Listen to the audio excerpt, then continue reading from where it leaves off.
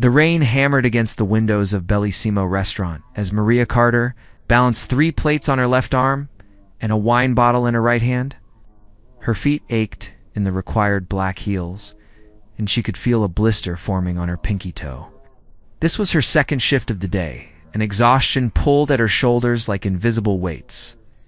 "Table 7 needs their check," snapped Gerald, the floor manager, as he breezed past her. "And table 12 has been waiting for their appetizers for 10 minutes. Maria wanted to point out that she was covering half the dining room because 2 servers had called in sick, but she swallowed the words. She needed this job.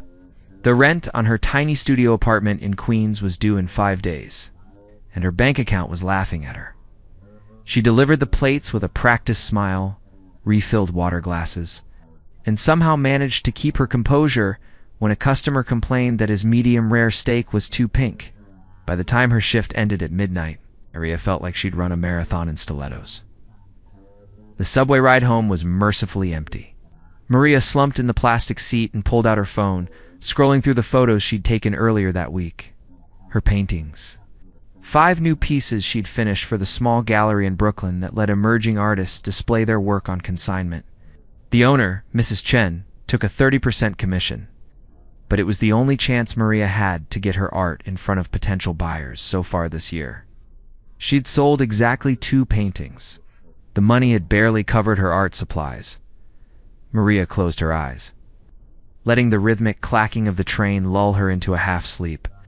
In her dreams, she was famous. People lined up to see her exhibitions. Galleries fought over her work. She could paint full-time, wake up when she wanted, never smell another overcooked steak again. The train lurched, jolting her awake. Her stop, Saturday morning, arrived too quickly. Maria dragged herself out of bed at 8, her body protesting every movement.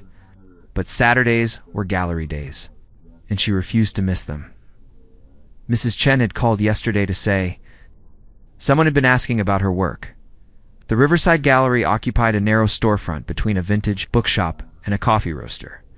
The smell of fresh ground beans drifted through the door as Maria entered, finding Mrs. Chen arranging flowers near the window. "Good, you're here," the older woman said, her accent carrying traces of her Taiwanese heritage. "Your painting. The one with the woman looking out at the city skyline. Someone wants to buy it." Maria's heart jumped. "Really? Which buyer?" He didn't leave a name. "Paid in cash. Can you believe it? $3,000, no negotiation. He saw it last week and came back yesterday to purchase it. $3,000. After Mrs. Chen's commission, that was over $2,000 in Maria's pocket. Enough to cover rent for 3 months and buy new canvases and paints, maybe even take a week off from the restaurant to focus on her art. Did he say anything about it? About why he wanted it? Mrs. Chen smiled mysteriously. He stood in front of it for 20 minutes, just staring. Then he said it reminded him of hope. That's all. Maria spent the rest of the day at the gallery, rearranging her remaining pieces and sketching ideas for new work. For the first time in months, the future felt a little less crushing that evening. She returned to Bellissimo for another shift. Saturday nights were always chaotic. The restaurant packed with couples celebrating anniversaries, families gathering for birthdays, business dinners that stretched past midnight. Maria was in the middle of explaining the evening specials to a table of tourists when she noticed him. He sat alone at table 15, near the window overlooking Fifth Avenue. Even from across the dining room, something about him caught her attention. The way he held himself, perhaps. Confident, but not arrogant. He wore a simple dark sweater and jeans. No tie, no flashy watch. But there was something in his posture that suggested he belonged anywhere he chose to be. "Miss." One of the tourists waved a hand in front of her face. "The specials?" Maria snapped back to attention, rattling off the menu items on autopilot. But her gaze kept drifting to table 15. When she finally approached him, her prepared greeting died in her throat. Up close, he was striking. Not classically handsome, but compelling.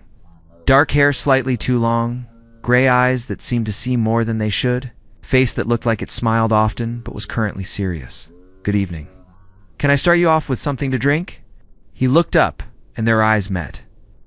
For a moment, neither of them spoke. Maria felt something shift in the air between them, like a key turning in a lock she hadn't known existed. Water would be great, thank you. His voice was warm, textured. And maybe a recommendation? I'm terrible at making decisions when everything looks good. Maria found herself smiling genuinely for the first time all shift. The risotto is incredible tonight. Chef made it with wild mushrooms and truffle oil.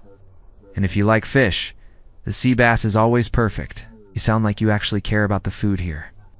I care about anything done well, Maria said, surprising herself with the honesty. Even if it's just dinner. His smile transformed his face. Then I'll trust you. The risotto, please. As the evening progressed, Maria found excuses to check on table 15 more often than necessary. They fell into easy conversation during the quiet moments between courses. His name was James. He worked in consulting, he said, which explained nothing and everything. He asked about her, really asked, listening when she mentioned her art like it mattered. What do you paint? James leaned forward, his dinner forgotten. Life, mostly. People in moments they don't think anyone notices. The woman on the subway reading a letter with tears in her eyes? The old man feeding pigeons in the park like they're old friends? The city at dawn when it belongs to the delivery drivers and the dreamers. It's beautiful. Where can I see your work? Maria hesitated. Most people who asked never followed through. There's a small gallery in Brooklyn. Riverside Gallery on Atlantic Avenue. Something flickered across his face, but it was gone before she could identify it. I'll have to visit. When James left 2 hours later, he left a tip that was more than the cost of his meal.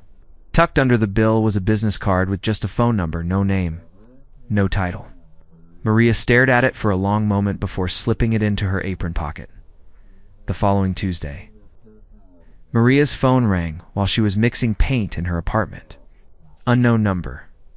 Hello, Maria. It's James, from the restaurant. Her heart did a small flip. I wasn't sure you'd actually call. I wasn't sure you'd actually answer. She could hear the smile in his voice. I visited the gallery yesterday. Mrs. Chen showed me your work. Maria set down her paintbrush carefully. And I think you're extraordinarily talented. The way you capture emotion in faces, in posture, it's remarkable. You see people the way most of us wish we could be seen. The compliment warmed her more than it should. Thank you. That means a lot. I was wondering if you'd let me take you to dinner. Somewhere you don't have to work. Somewhere you can just be Maria the artist, not Maria the server. She should say no. She didn't know this man. He could be anyone, anything. But something in his voice, in the way he'd looked at her work, made her want to take the risk. Okay, when? They met on Friday evening at a small Italian place in the West Village. Nothing fancy, just checkered tablecloths and candles stuck in wine bottles and the smell of garlic and fresh bread. James was already there when she arrived, standing when he saw her approach. He looked different out of Bellissimo's formal setting. More relaxed. The tension she'd noticed in his shoulders had eased. You look beautiful, he said simply. Maria glanced down at her vintage dress. One she'd found at a thrift store, and altered herself. Thank you. You clean up pretty well yourself. Dinner stretched into hours. They talked about everything and nothing. James told her about growing up in Seattle, about his complicated relationship with his father, about how he'd always felt like he was playing a role someone else had written for him. Maria shared her dreams of making it as an artist, her fear that she'd end up working double shifts at restaurants until she was 60. You won't, James said with certainty. Your work is too good. People will recognize that. How can you be so sure? Because I recognize it. And if I can see it, others will too. When he walked her to the subway afterward, the city felt different around them. Softer somehow. The streetlights seemed warmer. The usual chaos of New York faded into pleasant background noise. Can I see you again? James asked as they stood at the top of the subway stairs. I'd like that.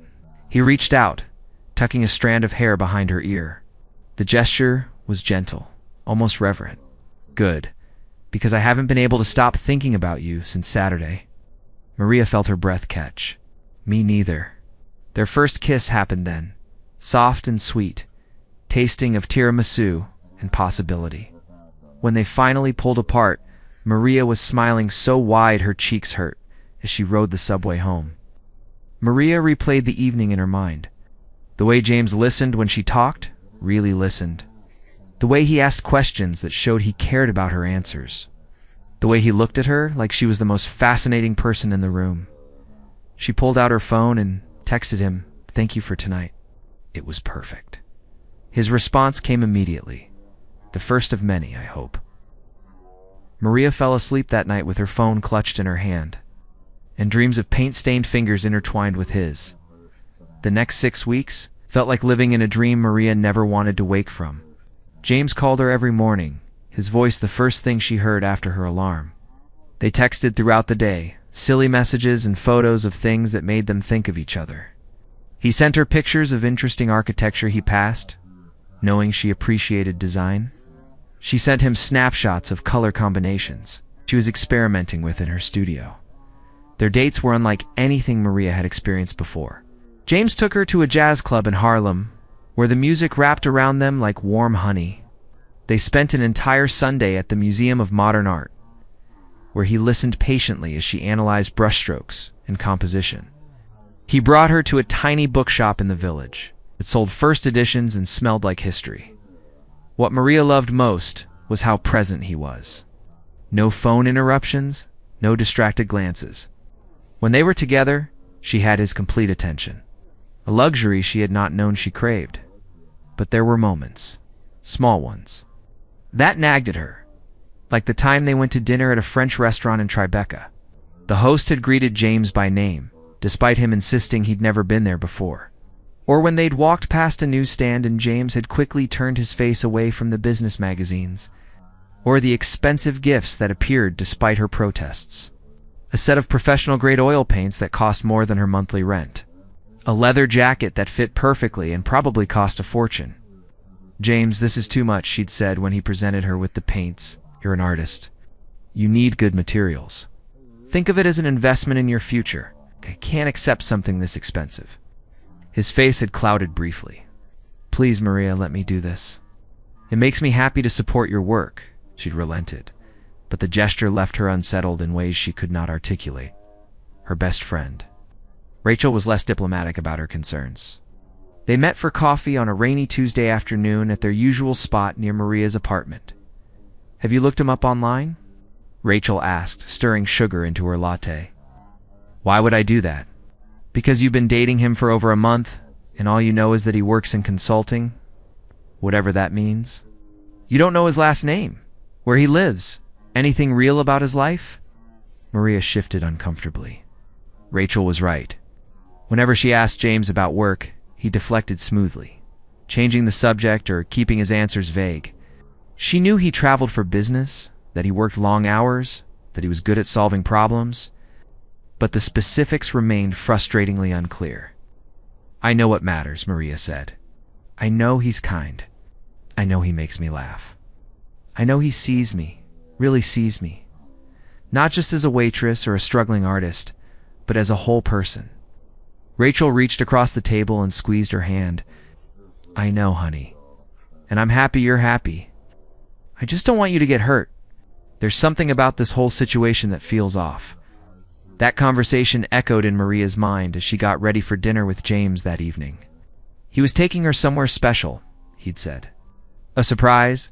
The car that picked her up was not a taxi. It was a sleek black sedan with a driver who held the door open and called her Miss Carter. Maria slid into the leather seats, feeling distinctly out of place in her nicest dress, which suddenly seemed shabby. They drove to the Upper East Side. Pulling up in front of a building Maria recognized from movies, the kind of place where celebrities lived, where doormen wore uniforms that looked more expensive than her entire wardrobe. James was waiting in the lobby, stunning in a dark suit. He kissed her cheek, then guided her to a private elevator. "Where are we going?" Maria asked as the elevator climbed. "I wanted to cook for you." The elevator opened directly into an apartment that stole Maria's breath. Floor-to-ceiling windows overlooked Central Park. The space was enormous, decorated with minimalist furniture and original artwork that Maria recognized from galleries she could only dream of entering. A grand piano sat near the windows, Sheet music scattered across its surface. James. Maria turned slowly, taking it all in. What is this?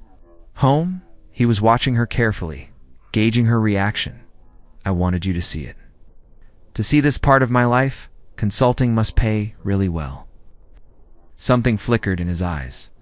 Maria, there's something I need to tell you. Her heart began to pound. This was it. The moment Rachel had warned her about. He was married. He was in the mafia. He was a con artist who targeted naive waitresses with artistic dreams. I haven't been completely honest with you, James continued. He ran a hand through his hair, a gesture she'd come to recognize as nervousness. My full name is James Whitmore. The name meant nothing to her. She waited. I don't just work in consulting. I own a tech company, Whitmore Solutions. We develop artificial intelligence software for Fortune 500 companies. Aria's mind raced, trying to reconcile this information with the man who'd sat across from her at cheap Italian restaurants, who'd walked through art galleries holding her hand, who'd never once made her feel less than equal. How big is your company? Big.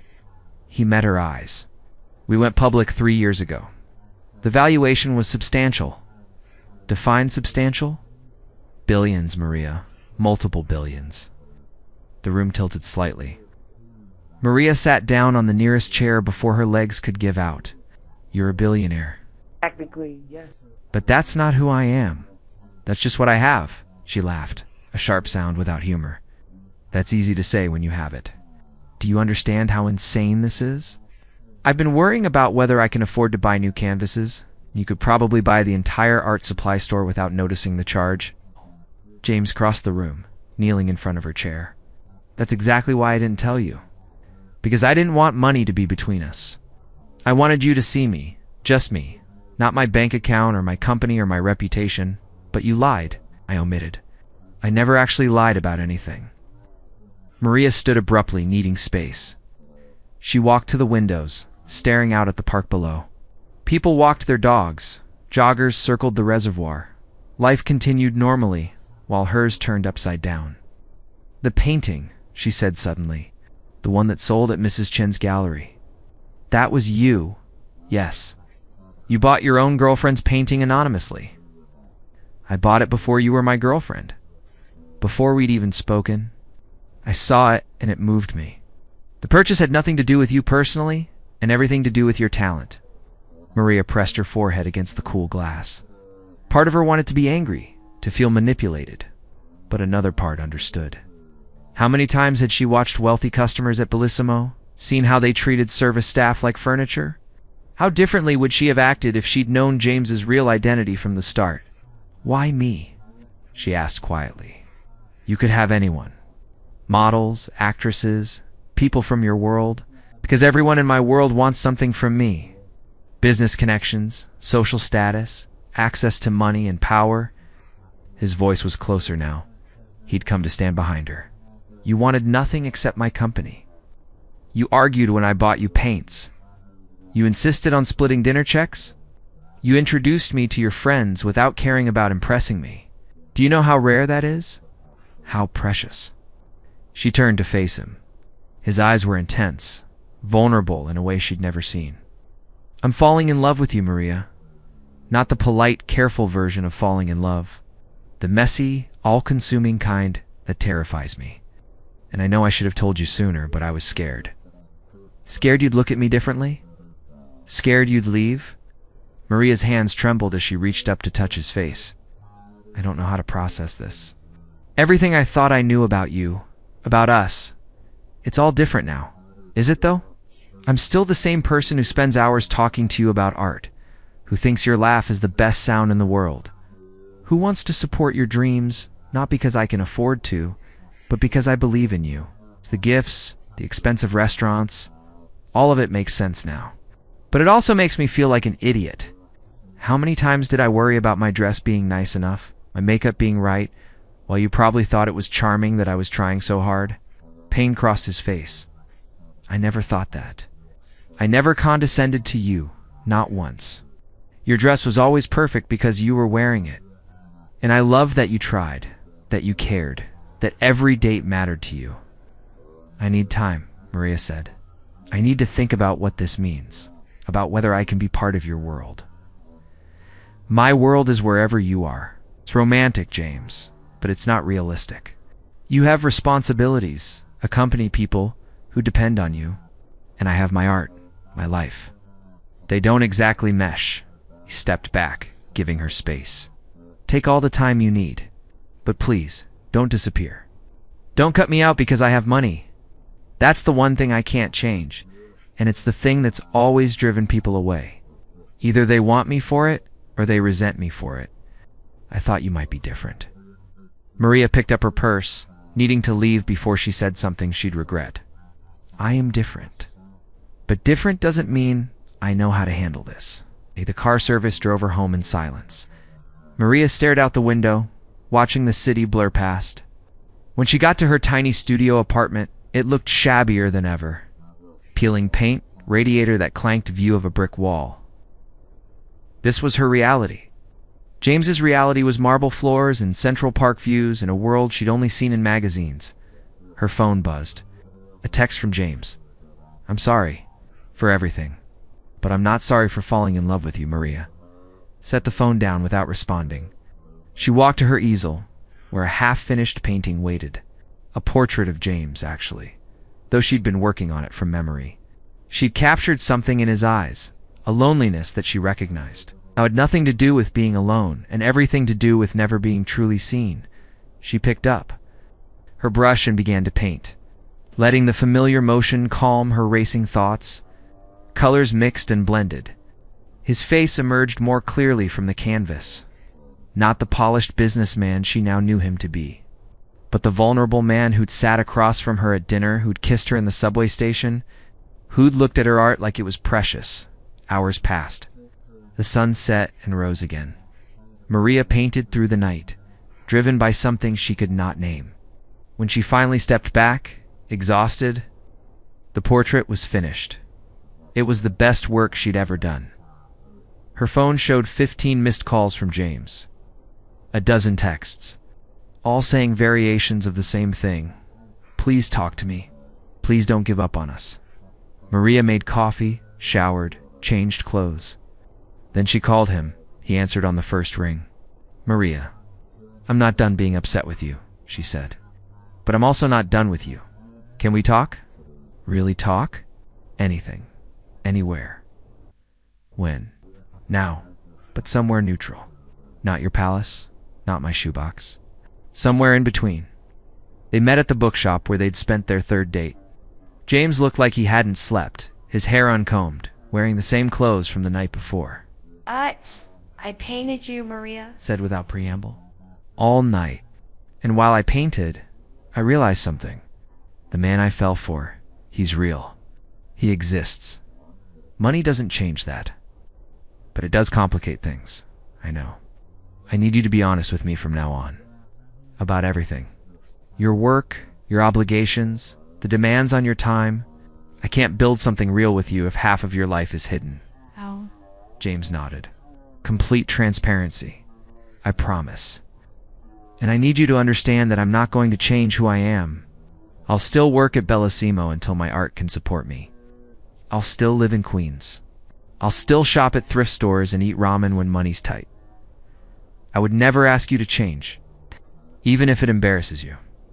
Even if your billionaire friends wonder why you're dating a waitress. He reached across the table, taking her hands. Especially then. You're the most real thing in my life, Maria. Everything else is performance and politics and people wanting things from me. But you just want me. That's everything. Maria squeezed his hands. I want you. But I'm also terrified of losing myself in your world. Of becoming someone I don't recognize. Then we'll figure it out together. Set boundaries. Go slow. Whatever you need to feel safe. She studied his face, seeing the hope and fear warring there. This man, this impossibly wealthy, powerful man, was afraid of losing her. The thought was dizzying. Okay, she said finally. Try. But on my terms too, not just yours. Relief flooded his features. Your terms? Always. They spent the rest of the morning talking. Really talking. James told her about the pressure of running a company, constant demands, the loneliness of a life where every relationship felt transactional. Maria shared her fear of never being taken seriously as an artist, of ending up bitter and resentful, her dreams abandoned. When they finally left the bookshop, something had shifted. The secret was out. The pretense was gone. What remained was harder and more real, but also more possible. James walked her to the subway, just like he had after their first date. "Thank you," he said at the top of the stairs, "for giving me another chance. Thank you for being honest." Finally, he kissed her. Soft and sweet, a promise and an apology wrapped into one gesture.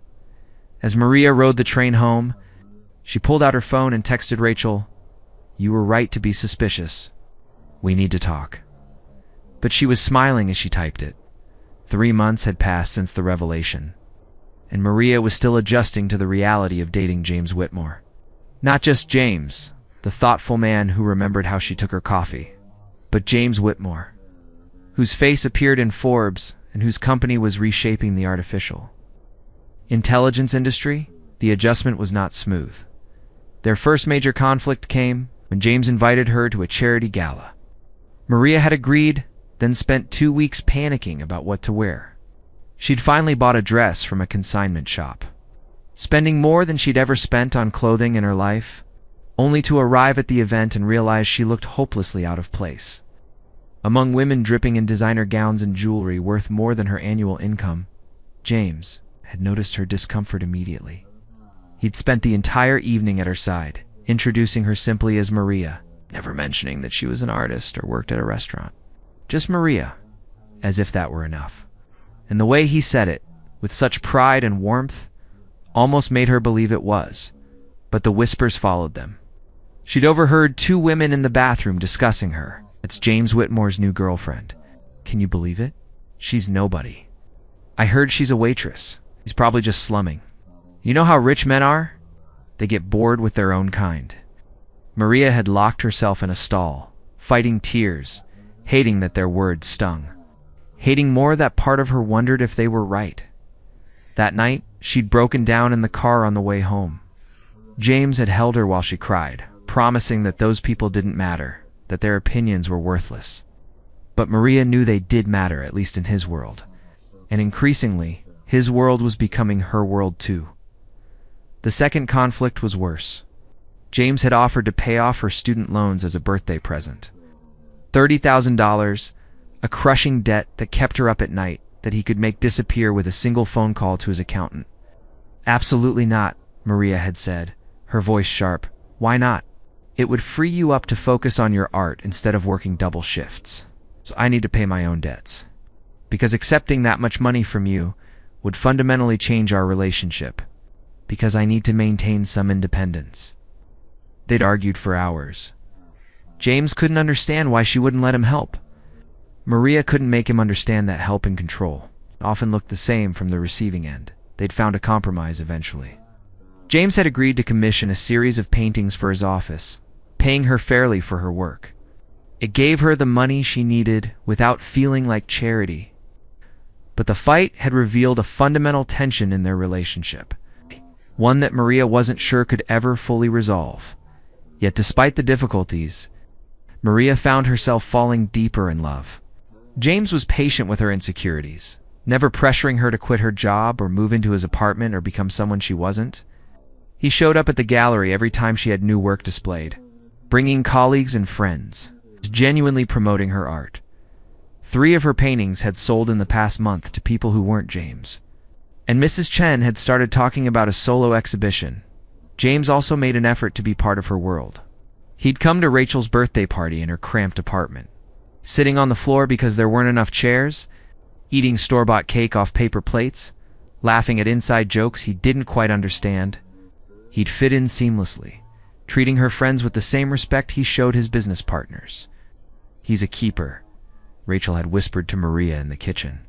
I was wrong to doubt him. But Maria's doubts hadn't disappeared. They lived in the back of her mind, whispering during quiet moments. Could this really work? Could a waitress and a billionaire build something lasting? Or was she just a chapter in his life? Something he'd look back on fondly before settling down with someone from his own social sphere. The crisis came on a Tuesday evening in late autumn. Maria was closing up at Bellissimo when her phone rang. An unknown number. She almost didn't answer, but something made her pick up. "Is this Maria Carter?" A woman's voice, crisp and professional. "Yes. This is Jennifer Walsh from the New York Chronicle. I'm writing a piece about James Whitmore, and I understand you're in a relationship with him. I'd love to get a quote from you about what it's like dating one of America's most eligible bachelors." Maria's stomach dropped. No comment. "Come on, Maria. People are curious. The billionaire and the waitress. It's a great story. Very pretty woman. Surely you have something to say?"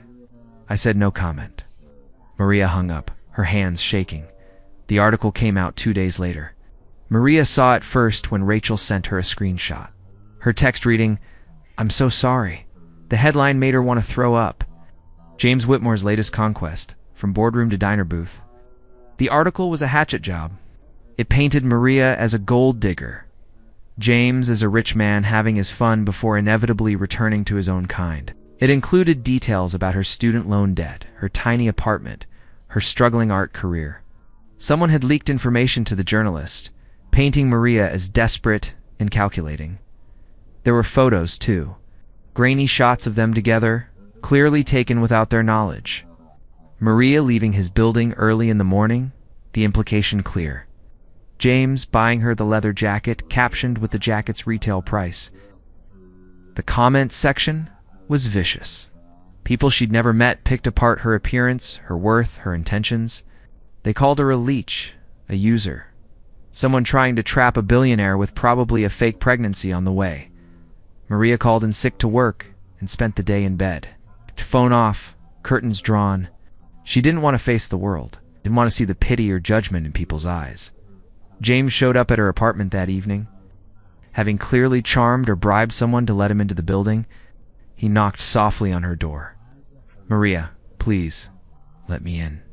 She opened the door, and his face crumpled when he saw her. Red eyes, tangled hair, still in pajamas at 6 in the evening. "I'm so sorry," he said, pulling her into his arms. "I'm so incredibly sorry. I should have prepared you for this possibility. I should have protected you better." How do you protect someone from strangers deciding they have the right to judge your entire life? Maria's voice was muffled against his chest. James guided her to the couch, sitting beside her. "I've already spoken to my lawyers. We're pursuing legal action against the Chronicle for invasion of privacy. And I'm issuing a statement. It'll just make it worse. It'll confirm the story, make it bigger news. I'm not going to let them trash you without responding." He pulled out his phone, showing her a draft statement. "Read this." Maria took the phone, scanning the words. "The recent article about my personal life contains numerous inaccuracies and represents a gross invasion of privacy. What it fails to mention is that Maria Carter is a tremendously talented artist whose work speaks to the human condition in ways that move me deeply. She is intelligent, kind, and principled. Our relationship is built on genuine connection and mutual respect. The suggestion that there is anything transactional or exploitative about our partnership is not only false, but deeply offensive to both of us. I am proud to be with Maria, and I will not tolerate attacks on her character." Tears filled Maria's eyes again, but different ones this time. "James, this is your professional reputation. Your company's image? You think I care about that more than I care about you?" He cupped her face in his hands. "Maria, you're not some secret I'm keeping. You're not a phase or a rebellion or whatever those vultures want to believe. You're the person I want to build a life with. A life. We've been together for 4 months. I know. And I've known since month 1 that I wanted forever with you. I just wasn't sure you wanted the same thing." Maria pulled back, studying his face. "The scrutiny isn't going to stop. If anything, it'll get worse. Every time we go out, someone will take pictures. People will always have opinions about us, about whether I'm good enough for you, whether you're slumming, whether we're real or just a publicity stunt. I know your world. James, the galas and the business dinners and the expectations. I don't know if I can be the polished, perfect partner you need for those things. I don't need polished and perfect. I need real. I need you." He took her hands. "But I also need you to decide if this is what you want. Because I can't do this halfway, Maria. I can't keep wondering if you're going to wake up one day and decide I'm not worth the hassle. Is that what you think? That I'm looking for an exit? Aren't you? Every time things get hard, you pull away. You create distance. And I understand why I do. But I need to know if you're in this with me or if you're just waiting for a good enough reason to leave." The truth of his words hit her hard. She had been looking for exits, cataloging reasons why it wouldn't work, protecting herself from inevitable heartbreak. But in doing so, she'd been hurting them both. "I'm scared," Maria admitted. "I'm terrified of losing myself in your life, of waking up 5 years from now and not recognizing the person I've become, of being just James Whitmore's girlfriend instead of Maria Carter, artist. And don't let that happen. Keep your apartment if you want. Keep working at Bellissimo if it matters to you. Keep painting, keep creating, keep being exactly who you are. I fell in love with Maria Carter. I don't want you to become someone else. But what if that's not enough? What if your world requires me to change?" James was quiet for a long moment. "Then my world can adjust. Maria, I've spent my entire adult life conforming to expectations. Being the CEO people expected, the businessman, the public figure. It's exhausting and it's hollow. You're the first person who's ever made me feel like I could just be James. Just a guy who likes jazz music and bookshops and watching you paint. If my world can't accept that, then maybe it's time for a different world. You can't mean that." "I absolutely mean it. My company will run fine without me micromanaging every detail. I have excellent people in place. And the social obligations, the galas, the networking events, most of that is optional. I've been using work as an excuse to avoid real intimacy for years. But I don't want to do that anymore." Maria felt something shift inside her, a wall she'd been maintaining starting to crumble. "What are you saying?" "I'm saying I choose you. Over my company's image, over social expectations, over the easy path. I choose you, messy and complicated and real. The question is whether you choose me back." She thought about the past 4 months, the joy of being with him, the fear of losing herself, the constant negotiation between two very different worlds. But she also thought about how he looked at her paintings, how he listened when she talked, how he'd sat on Rachel's floor eating grocery store cake without a hint of condescension. "I choose you," Maria said softly. "I'm scared and I don't know how this works, but I choose you." James exhaled, relief flooding his features. He pulled her close, kissing her forehead, her cheeks, finally her lips. "We'll figure it out together. Set boundaries, communicate, compromise. It won't be perfect, but it'll be real. The article, though, the comments, how do we deal with that? We ignore them. We release the statement, and then we live our lives. The people who matter will see the truth. The ones who don't, well, their opinions don't get a vote in our relationship." Over the next few weeks, things began to settle into a new normal. James released his statement, and while it didn't stop all the gossip, it did shift the narrative. Some journalists started looking into Maria's art more seriously. A gallery in Chelsea reached out about representation. Mrs. Chun's phone started ringing with actual buyers, not just browsers. Maria made her own statement through her work. She created a series of paintings exploring wealth, class, and perception. Raw, honest pieces that didn't shy away from the complicated feelings she had about her relationship with James. The gallery in Chelsea agreed to show them, and the exhibition sold out on opening night. The reviews were glowing. Critics praised her unflinching examination of economic disparity and social assumptions. One reviewer wrote, "Carter's work forces us to confront our own biases about worth and value, both monetary and human." James bought 3 of the paintings, not anonymously this time, but publicly, proudly. He hung them in his office, where clients and colleagues could see them. On Christmas Eve, 6 months after the Chronicle article, James took Maria ice skating at Rockefeller Center. It was touristy and crowded and completely unlike anything they usually did. Maria loved it. As they glided around the rink, James suddenly pulled her to a stop near the tree. "I have something for you," he said, pulling a small box from his pocket. Maria's heart jumped. "James, it's not what you think. Open it." Inside was a key. Simple, silver, attached to a keychain shaped like a paintbrush. "It's to my apartment," James said. "Not as a proposal to move in, but as a symbol. You always have a place in my life, in my home, in my world. Use it whenever you want. Or don't use it at all. But I want you to know it's there." Maria turned the key over in her gloved hand, feeling its weight. It was such a James gesture. Offering without demanding, giving without expecting. "I love you," she said, the words coming easily now. "Completely, terrifyingly, Olin, love you. I love you too. Even when you're stubborn about letting me pay for dinner." She laughed, tucking the key carefully into her pocket. Especially then, they skated for another hour, falling twice, laughing the whole time. When they finally left, the city was dusted with fresh snow, lights twinkling on every corner. As they walked hand in hand down Fifth Avenue, Maria realized something. She wasn't waiting for the other shoe to drop anymore. She wasn't looking for exits or cataloging reasons why it wouldn't work. She was just here, present, choosing this relationship every single day. It wasn't a fairy tale. There would be more articles, more judgment, more moments when their different worlds collided uncomfortably. But there would also be mornings waking up next to him, afternoons painting while he worked at his laptop nearby, evenings discovering new restaurants and bookshops together. "What are you thinking about?" James asked, squeezing her hand. "That this is real. Messy and complicated and imperfect, but real. You know, the best things usually are." 6 months later, Maria had her first solo exhibition at a major gallery. The opening night was packed with collectors, critics, and curiosity seekers. James stood at the back of the room, letting Maria have her moment.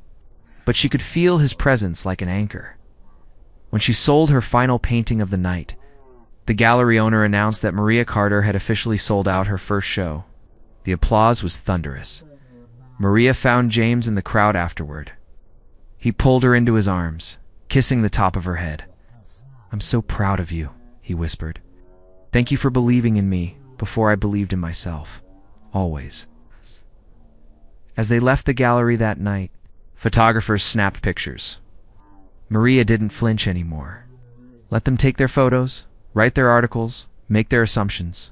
She knew the truth.